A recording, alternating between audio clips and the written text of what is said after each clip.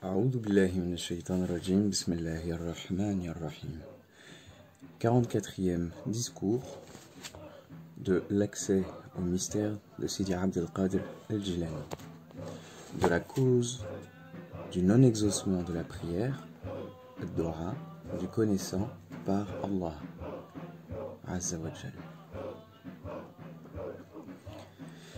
Il n'est pas répondu au connaissant chaque fois qu'il implore son Seigneur.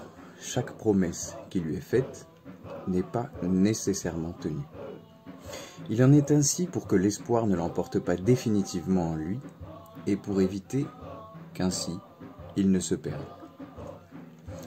En effet, il n'y a aucun état, aucune station qui n'exige à la fois la crainte et l'espoir.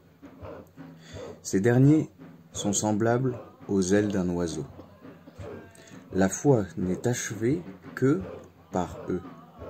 Il en est de même pour l'état, al-hal, et la station, al-maqam. Et chaque condition requiert une crainte et une espérance appropriée. Ainsi, le connaissant est un rapproché. Note de bas de page, muqarrab. Voir exemple dans la sourate 56, le verset 11, le terme muqarrab, qui dans le Coran qualifie encore Jésus et certains anges, recouvre en réalité l'identité essentielle. C'est là une analyse de Sidi Mohammed Valsan dans ses études traditionnelles. Ainsi, le connaissant est un rapproché d'Allah Azza wa Jal. Sa condition et sa station impliquent qu'il ne désire rien d'autre que son Seigneur, Al-Mawla, qu'il ne se soucie ni ne trouve de repos, ni ne se plaît en compagnie d'autres que lui. Pour un tel être, la recherche de l'exaucement de ses demandes et de l'accomplissement des promesses reçues n'est pas dans la ligne qu'il suit, ni appropriée à son état. Il y a d'ailleurs dans ce cas deux raisons à l'absence de réponse. D'une part, pour que l'espoir ne l'emporte pas, ainsi que l'inattention à la ruse, al-makr, la ruse possible de son Seigneur.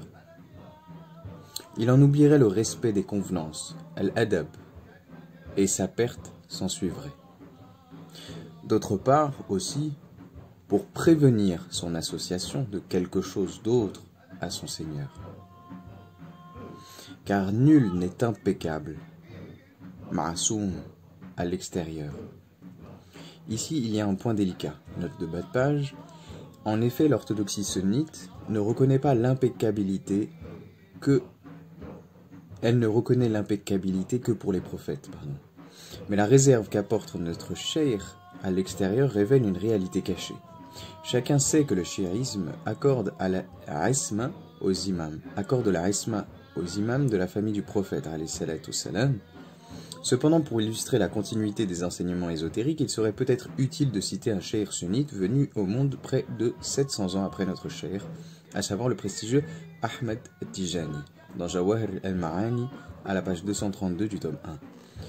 Je cite, « Puis sache que celui auquel Allah accorde son tajalli, par le secret préservé et le mystère caché, se trouve immunisé, usima, de tout péché, sous tous les aspects, et de selon tous les points de vue.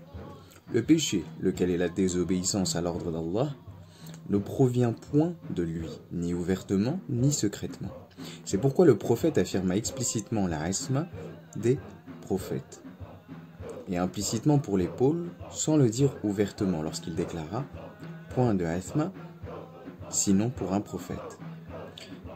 Il protégea l'épaule d'un voile parce que leurs degrés ne sont pas connus du commun des mortels. Allah n'a pas informé les créatures au sujet du degré d'épaule, martabat al-aqtab.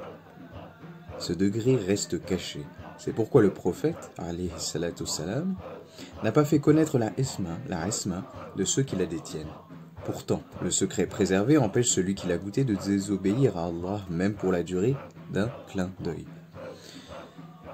Quant aux siddiqin, qui sont un degré en dessous, ils n'ont point cette isma. Continue le texte. Car nul n'est impeccable, ma'soum à l'extérieur, après les prophètes, sur eux, et sur notre prophète les meilleures prières et salutations. Il ne l'exauce donc pas, ni ne tient sa promesse, afin que le connaissant ne tombe point dans la demande par habitude, et ne recherche pas les choses en vertu du tempérament propre, et non plus pour se conformer à l'ordre d'Allah. Car cette dernière situation recèle l'association, laquelle est un grand péché dans tous les états et stations de l'itinérant.